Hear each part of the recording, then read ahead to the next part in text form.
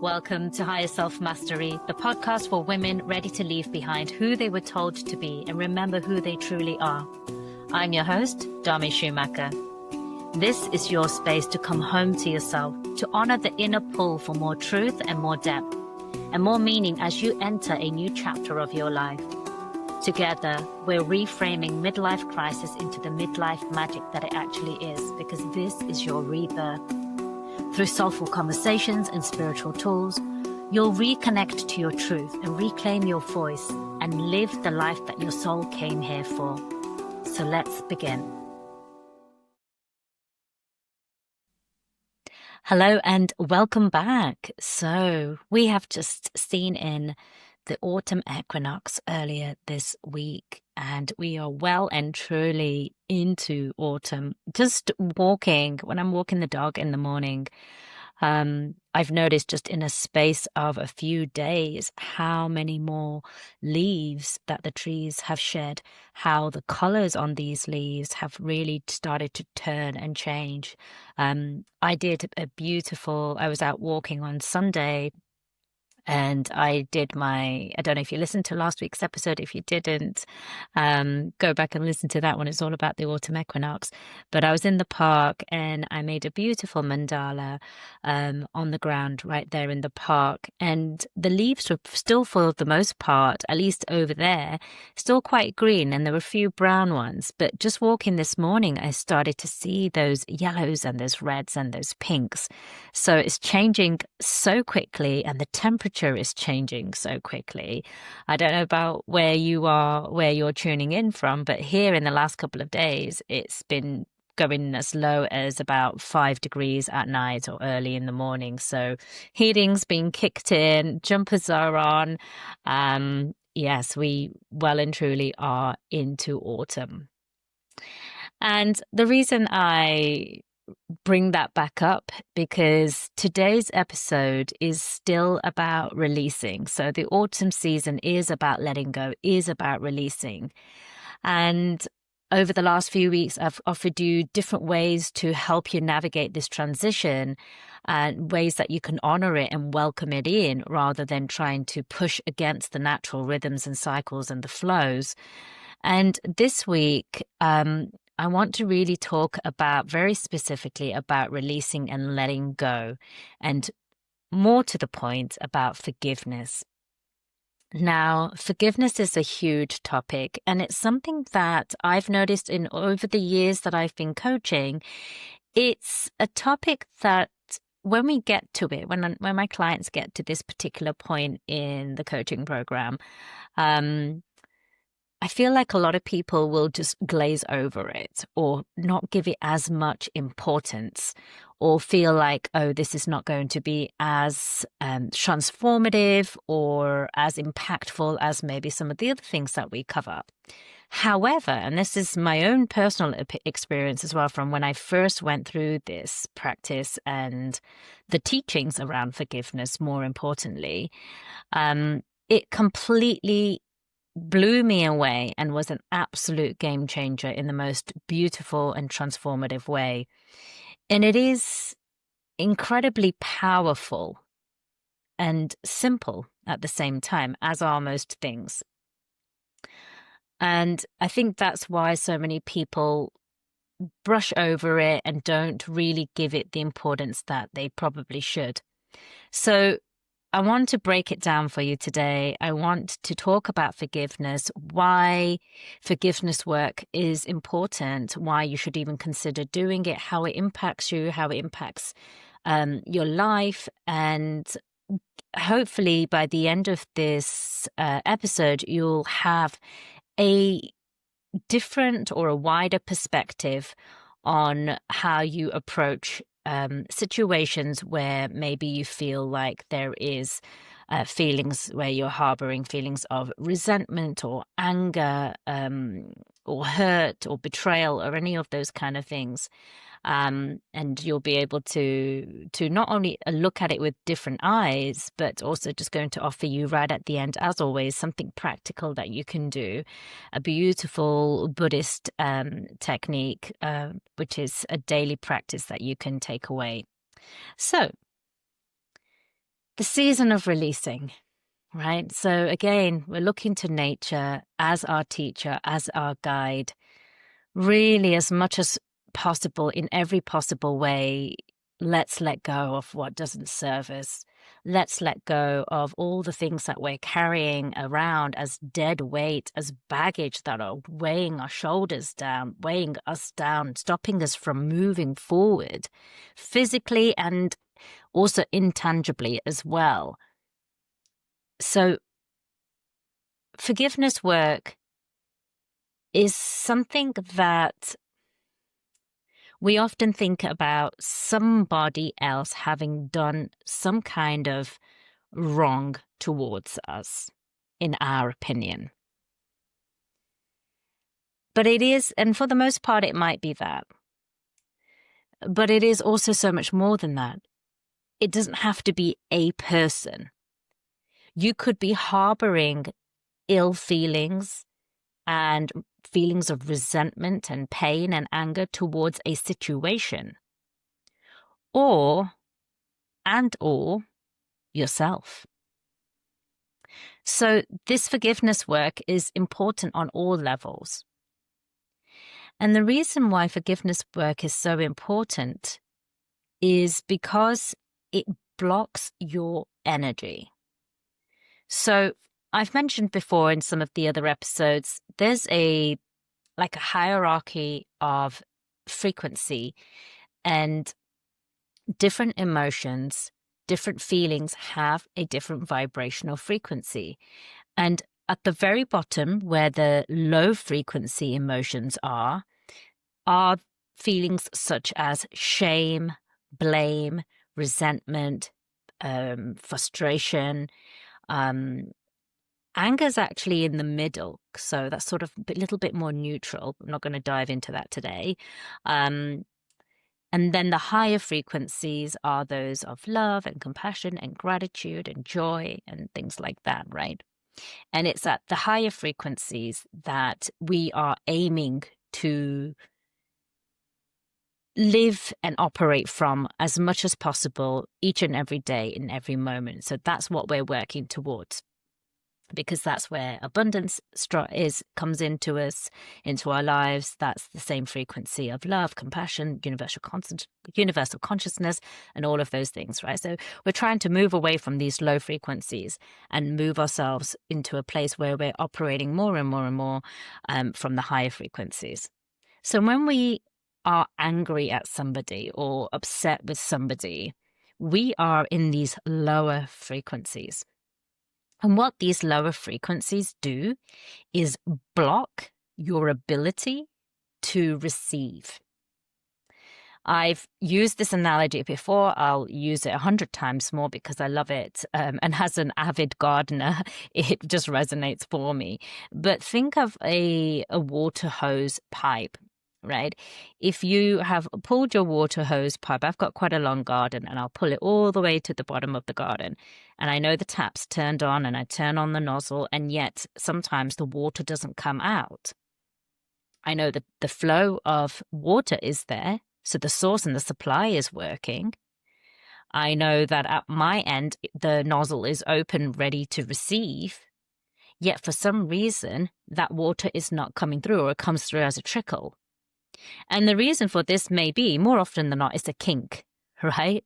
It's usually a kink. But if it's a really, really old water hose pipe and it's been laying around in your garden, it's quite possible that it's just got clogged up with dirt and soil, or maybe some snails have moved in, or some slugs have moved in, right?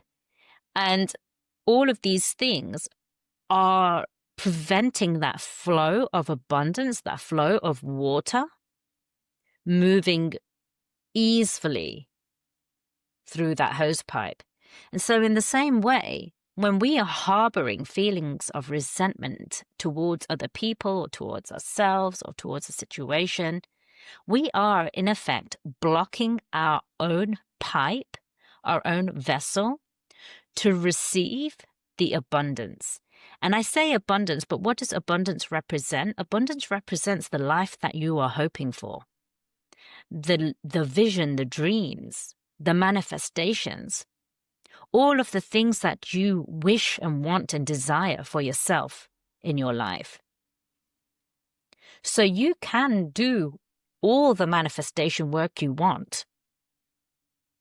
And you can do all of the gratitude practice to keep your frequency nice and high. And that's great. All of those things are important and very necessary.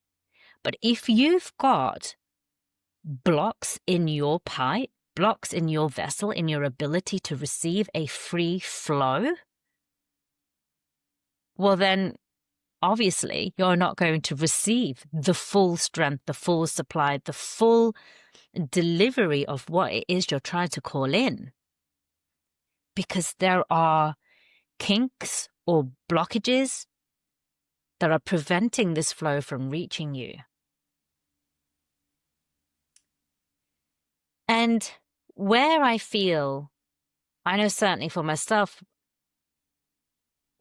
but where I feel a lot of people have a reluctance to do forgiveness work is because they feel they have the right to remain angry because they have been wronged.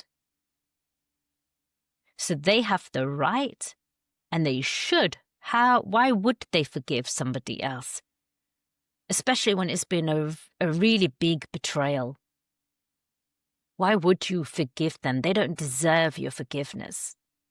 And I get it. But what I want to share with you here today is that forgiveness work is not about the other person. Forgiveness work is about you. It actually is a completely selfish practice in the best way possible. When you forgive somebody else for having wronged you, it's not about them. It doesn't change what happens in their life. If they are acting and behaving in ways that are unrightful, then they'll probably continue to do that unless they begin their own journey. You're not letting them off the hook by forgiving somebody. You're not saying, oh, what you did to me is okay and I'm all right with that. No, you're not condemning that at all. In no way whatsoever are you, when you forgive somebody, are you saying that what you did to me was okay. That's where I think a lot of people go wrong. It's not about that at all. It's not about putting yourself in the fire line of these people who continually lash out or use you as a punching bag or have these very toxic ways. No. Keep yourself guarded. Remove yourself from these people. 100%. Remove yourself from the firing range. But at the same time, if you hold on to that resentment towards that other person for having wronged you, it's not hurting them. It's hurting you. I think it was the Dalai Lama. I think it's a saying in the Buddhist teachings. Remaining angry towards somebody is like holding a hot coal all the time, expecting the other person to get burnt. And that's what we do. When we harbor these feelings, the only person we're hurting is ourselves. So forgiveness work, first and foremost, is about healing yourself. It's about clearing your energetic blocks so that you can have more of whatever it is you're calling in. And I mentioned the word betrayal a few times. Let's just pause here for a moment. Betrayal, whether it be at school when you're 8 years old, maybe even younger, or when you're 20 with your girlfriends at college, at uni, or whether it's at home by your partner, or your children, or your parents, or your siblings, or people in the workplace. Everywhere, every aspect of life, every single one of us will experience betrayal. It is inevitable. It is a part of the human experience. You are not alone in having been betrayed.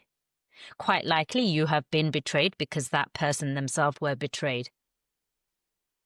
And they're lashing out because they're coming from a place, from a lower frequency, and not reacting rather than responding more consciously. And it's this vicious cycle. But wherever it comes from, and for whatever reason, in whatever form, betrayal is just part of life. So you need to just get over it and accept it.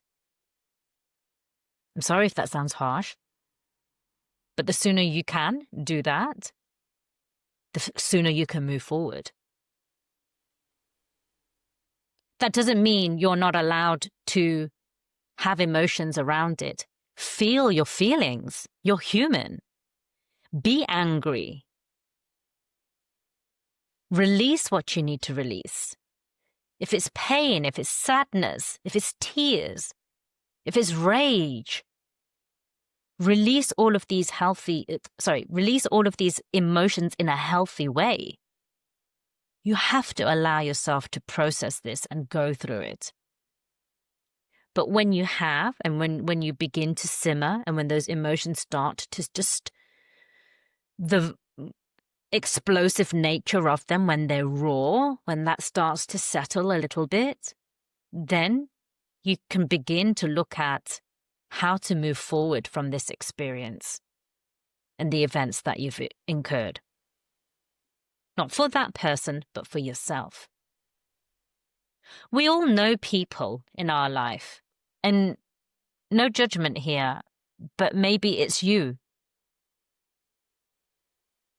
But there are people who will, even if it's you, you may not recognize it in yourself as easily. It's always easy to see it in somebody else. But some people will harbor feelings of anger and resentment towards another individual for decades. And it goes on and on and on. And whenever you talk to them, it's like it's just listening to a broken record. Or maybe it's about a particular event, something that happened. Maybe they were laid off from work. Maybe they experienced some injustice at work. Or maybe it is a partner. And they just never seem to be able to move past it. We all have this experience, but for the most part, many of us will get past it at some point. At least enough to continue. But some people, very tangibly, very visibly, you can see that. And they make no, they don't try to hide it. They talk about it all the time.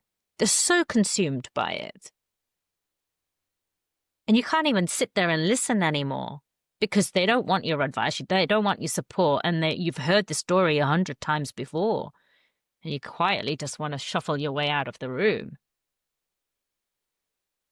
And you see how miserable these people are because they're so caught up and they just can't let go.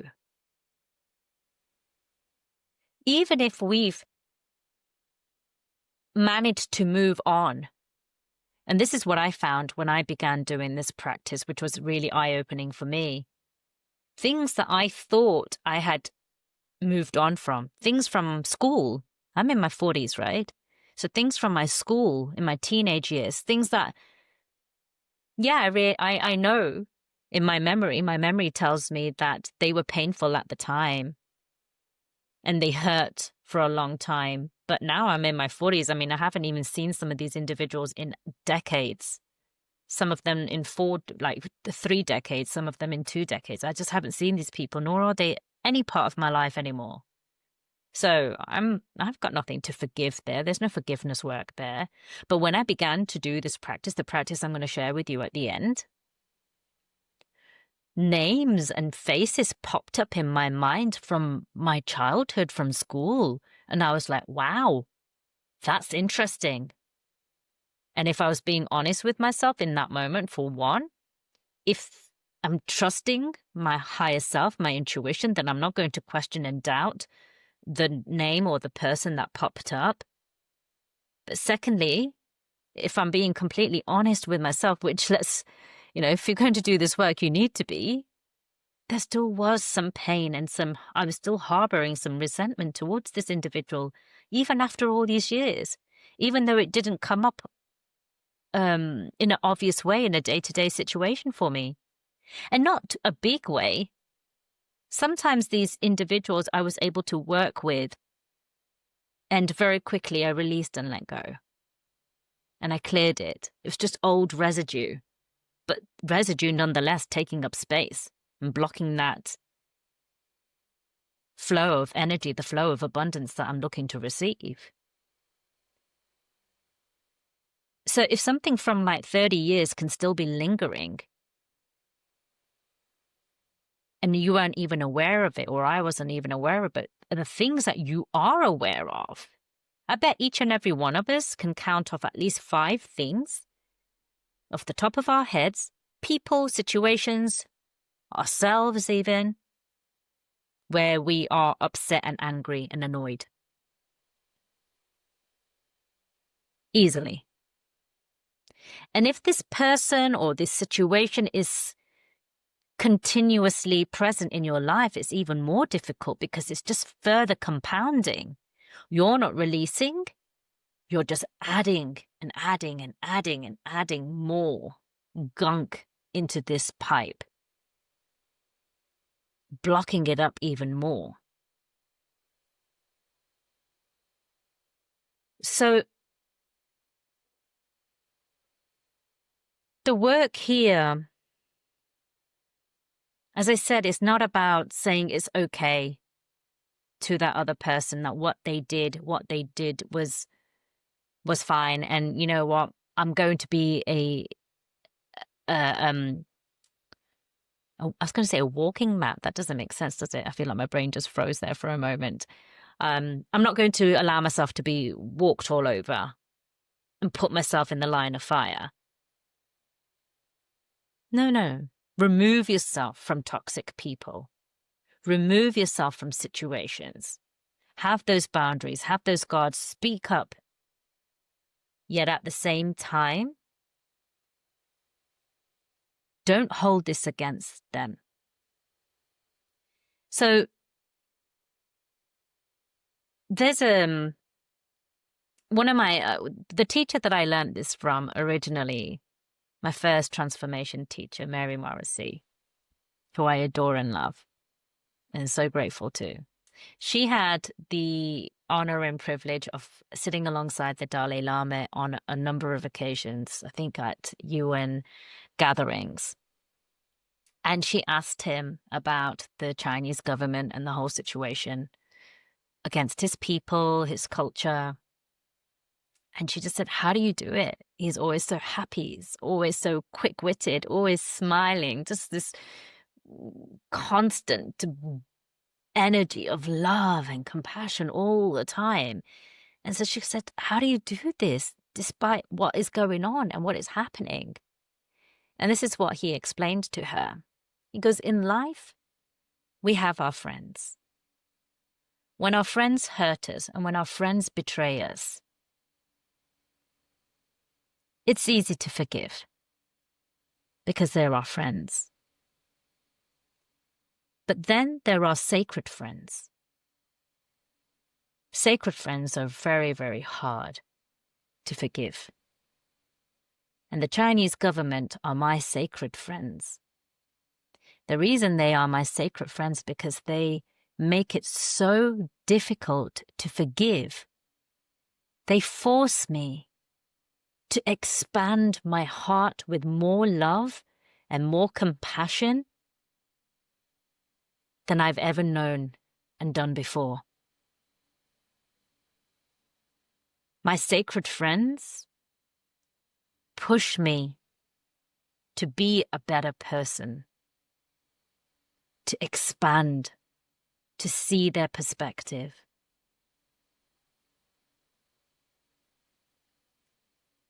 And I want you to just take that in to your life with you. We each have friends that do us wrong, but we have a fondness towards them or we love them. So with time, we do forgive and you just let it go and you forget, because what you have is too important to ruin that.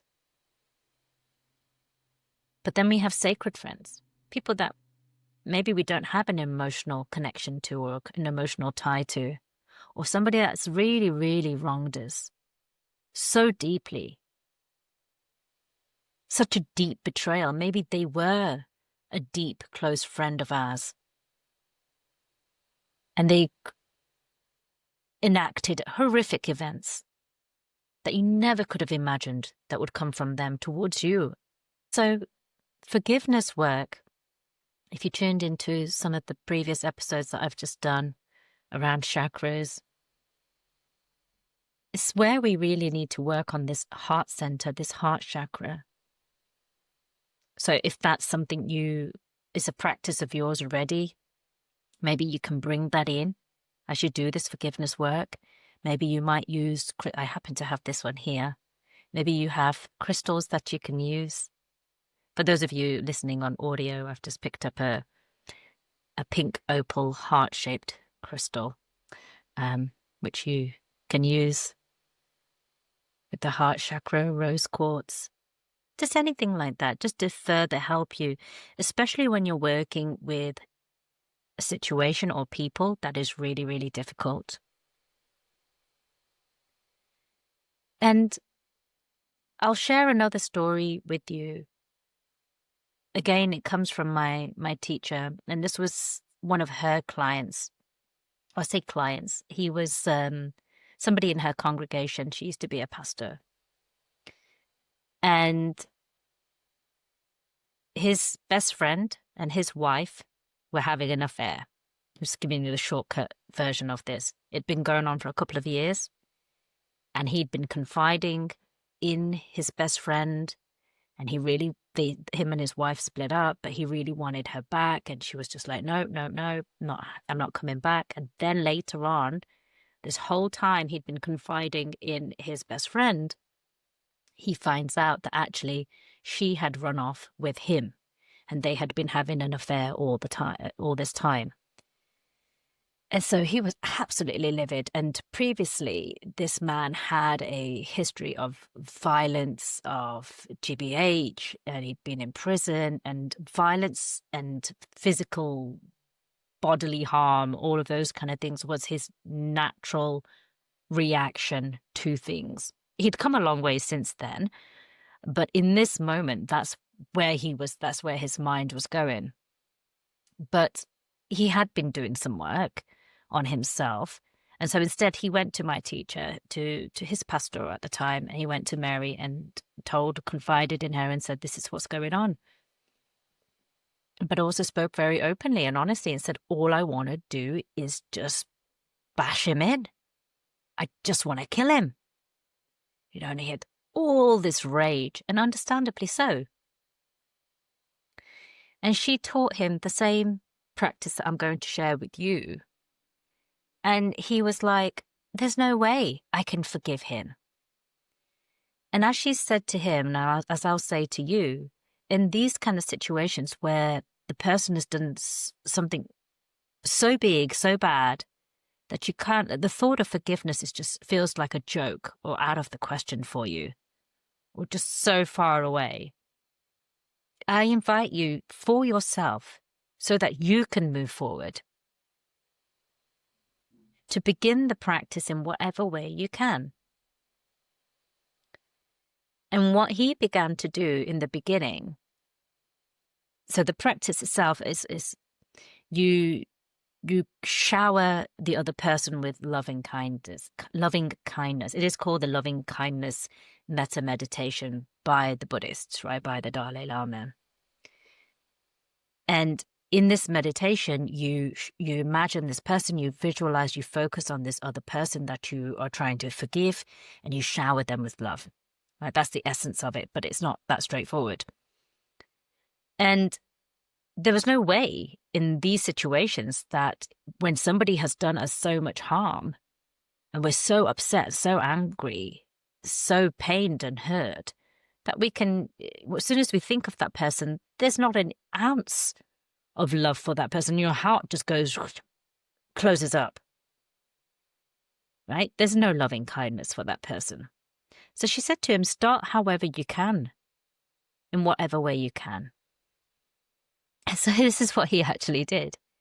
He went back and a few weeks later, and he looked better, and he was like, yeah, it's working. Of course I still hate him and I hate her and I still want to bash them in, but it's working. Like, he'd obviously simmered a little bit.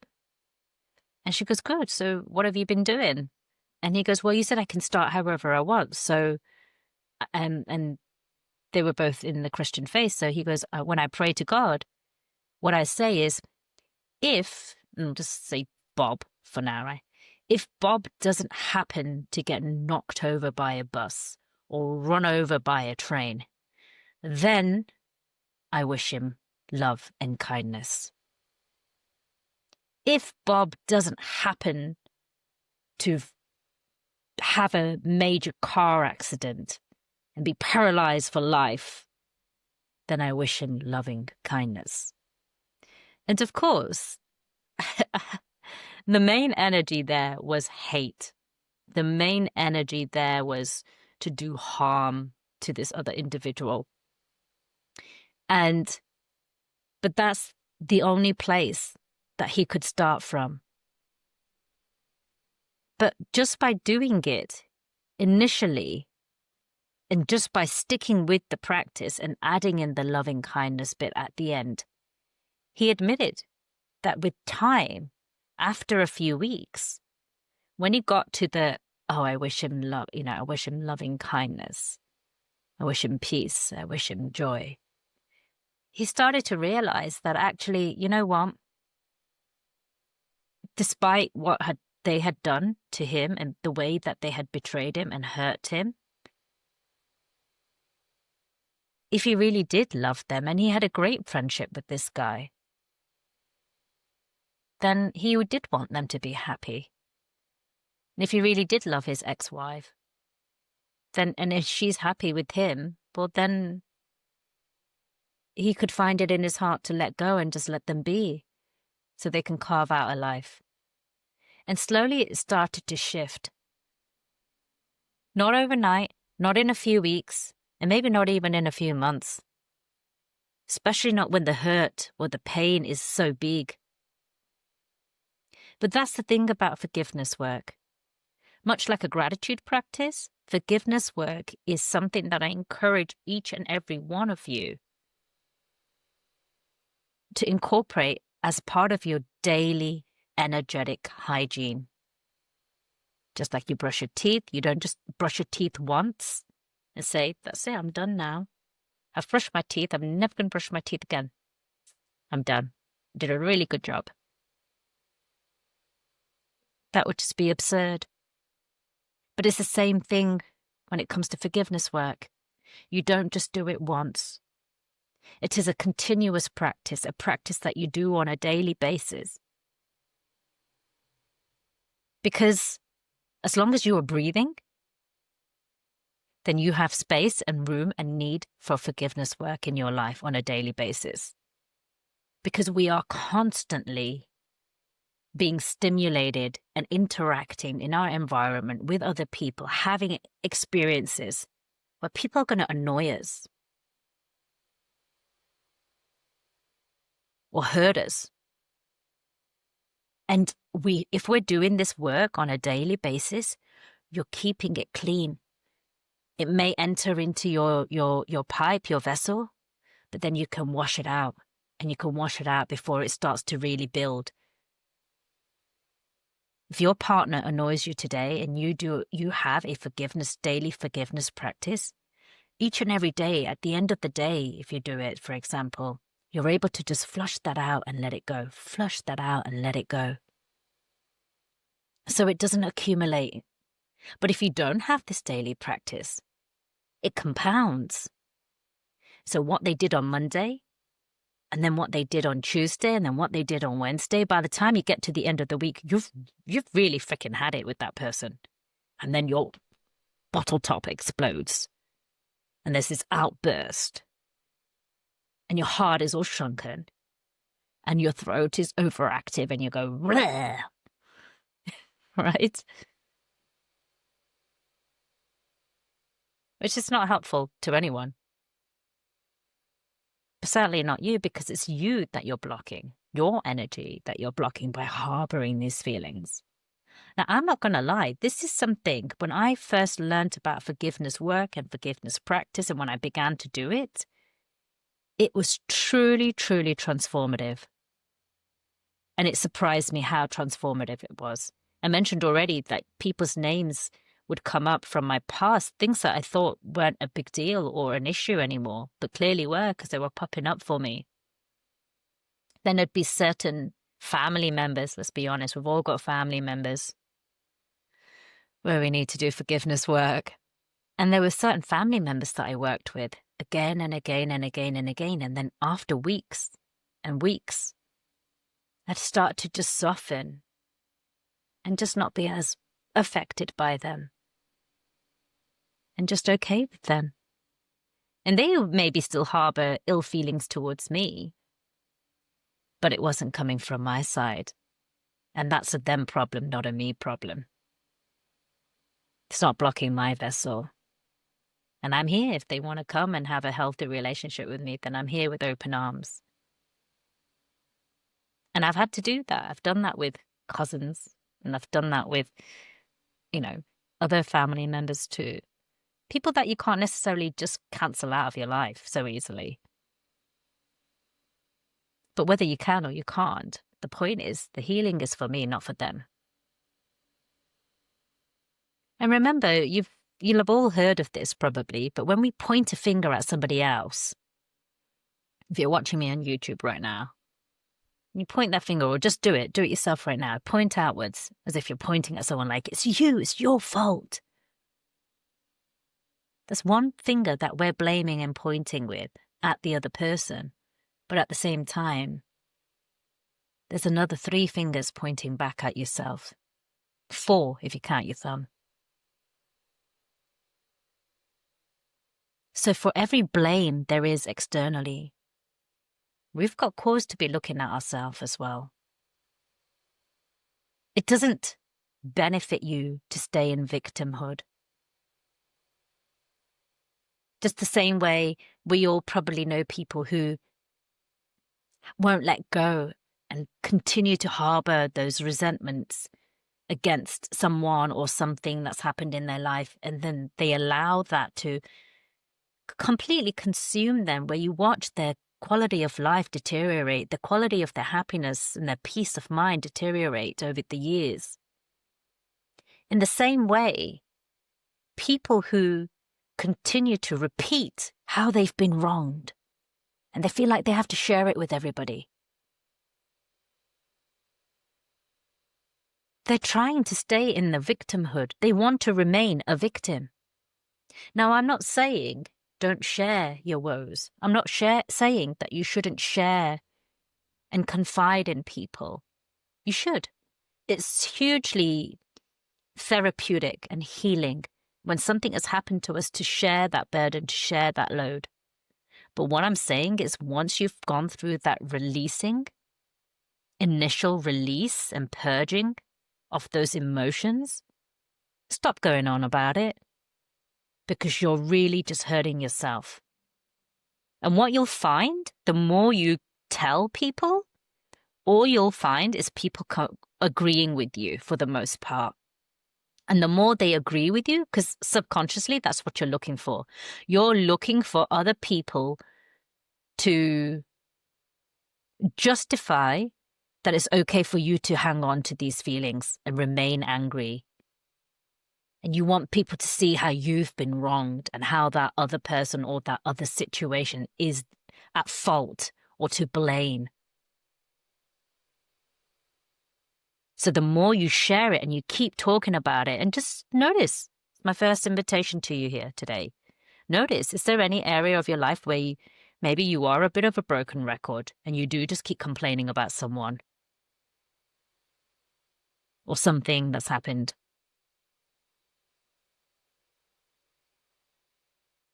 All you're doing is looking for people to back up your story so that you feel and you can justify that, yeah, I'm a little, and you go into that self-righteous mode, like, I'm right to be angry. I'm right to harbor this resentment towards that person. I'm allowed to. It's okay to. Look, all of these people agree with me. And like I said at the beginning, it's not about condoning the actions of other people or what's actually happened. What may have happened may truly be terrible and awful. But it's not hurting anyone except you by staying in that victim mindset. You're only a victim if you think of yourself as a victim. We can see, we've all seen examples of two people having almost identical experiences. Horrific things happen to them. Yet one will rise and the other will demise. The only difference is what they did and how they moved forward from that situation. One will stay in the victim mindset and continue to dig their own hole and spiral downwards. The other one will say, okay, it happened. It wasn't cool. And I don't want it to happen again. But I'm going to let go. I'm going to lighten my load and I'm going to move forward. And they'll continue upwards onto doing things that they want to do with their life. So don't get stuck in that victimhood. It's not a healthy place to be. You're not doing yourself any favors. Or if you know somebody in your life, and up until now you thought you were doing them a favor by listening, but it's not the first time that they shared their woes with you. Like, this is the same story that you're hearing for the 4th, 5th, 6th time, and it's been weeks or months. Don't encourage it. Just politely refuse to be that person who goes, oh yes, I know. What an awful person. I know. Don't encourage it. If you feel they're open to it, maybe share some of what you learned today. Invite them into the possibility of perhaps exploring some forgiveness. Maybe share, and if they're open to it, if you feel like, explain to them that they're only hurting themselves. And if you feel like none of those things are options, and that's not, they're just not ready, or they're not open and willing to listen to that kind of change the perspective on things, just remove yourself from the situation. Don't enable it. Because if you become an enabler, even from a place of love and compassion and kindness, you're still an enabler. So start how you can. I'm going to share the practice with you now. There are many variations of this. I'm going to share 2 different versions of it, but really use words that resonate for you. As always, like with affirmations, any of these things that I share with you, use words that are powerful for you, that feel good to you, feel natural for you. So the one that my teacher shared with me all those many years ago is this. So when we say this 8 times, at least, minimum, right?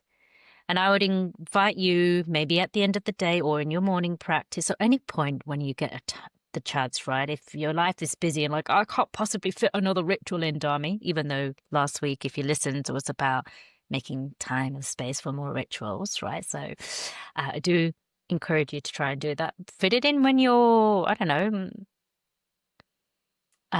waiting for the kettle to boil or something like that, right? So just when you can just be quiet for a moment. So I'd invite you to first just close your eyes, lower your gaze and just get still for a moment and ask the question, who or what do I need to forgive? Who or what do I need to forgive? And just see intuitively what comes up. Is it a person? Is it a situation? Is it you? And then accept whatever comes up for you. Don't logically try to push it away. So then you know who your focus is on. And then you go into the actual words and the practice. First, you begin with yourself. And you repeat these words twice for yourself. Then you bring your attention and your awareness onto somebody that you find really, really easy to love. So maybe it's a child, maybe it's your pet, maybe it is your partner, somebody who you just have a lot of unconditional love for. So to help you expand your frequency and your heart and your compassion and your love. And then the third is when you bring in this person or the situation. And yes, there will be immediately a contraction, but you're hopefully starting from a place of higher expansion, a bigger heart expansion. So then when you put this other person's face or name into your mind's eye, it will contract a little bit, but you'll still be in a better starting place. And with time, you'll find that that contraction lessens and the expansion of your heart will be able to stay open a little bit more each time. And then you finish the fourth time you recite it is for everybody on a global level. So these are the words, okay? May I truly be happy. May I live in peace. May I live in love. May I know the power of forgiveness. May I live in recognition that my life has deep meaning and good purpose. So you would say that twice, may I, then the person who you really love, so you'd say their name, then this person that you're trying to forgive, and then may all beings, right? Words that I like to use is a little bit simpler, shorter, just what resonates for me right now, would be, may I be happy. May I live in peace. May I enjoy a life of deep purpose. May I know true love. And then I would say that about me. Then I'd bring in, say, maybe Anushka or my doggy. And then I would bring in this other person and I'd say their name. And at the end I'll say, may all beings be happy. May we all live in peace. May we all enjoy a life of deep purpose. May we all know true love. And I like to say for each person, for each section, to say it twice, but maybe you could say it more. Right? That's it.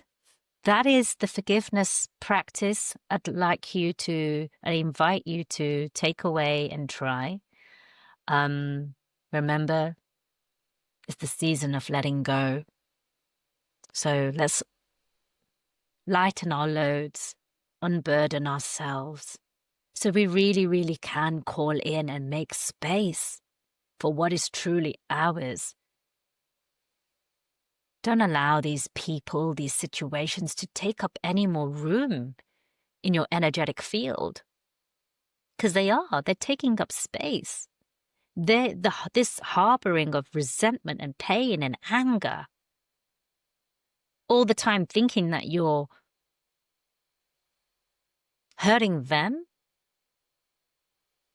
By not forgiving them, you're hurting them. They don't know and they couldn't give two shits. It's only hurting you. It's only taking up space in your energetic field. All that energy that you're directing towards this pain, towards this other person, that same energy could be focused and geared towards your visions, your creativity, your dreams. Aligned action. Not to mention it's blocking your flow.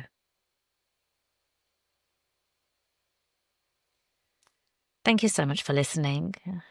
I would love to hear how you get on with this practice, so do try it out in whatever way you can, however you can fit it in. But do stay consistent. Like with anything, these things take time. But I would be really interested to hear, some outcomes and some experiences of this once you've been doing this for a week or a few weeks or even some months. So do please drop that in the comments or DM me or email me. Okay, that's it. Enjoy this glorious autumn weather where the sun is bright and the skies are blue and yet it's chilly, so the scarves are coming out. I'm really enjoying it. And other than that, I'll be back next week. See you then. Bye. Thank you for joining me on this episode of Higher Self Mastery. If something landed, moved you, or sparked a shift, I'd love to hear from you. Be sure to follow, subscribe, and share this episode with a woman in your life that is also ready to rise. And if you found value in today's conversation, please take a moment to rate and review this podcast, especially in these early days. It really helps others to find this work too. If you're craving deeper support and sisterhood, join my mailing list using the link below, where you'll be the first to receive free meditations, learn about up-and-coming retreats, and other ways that we can work together. Until next time, honor your truth and trust in the timing of your becoming.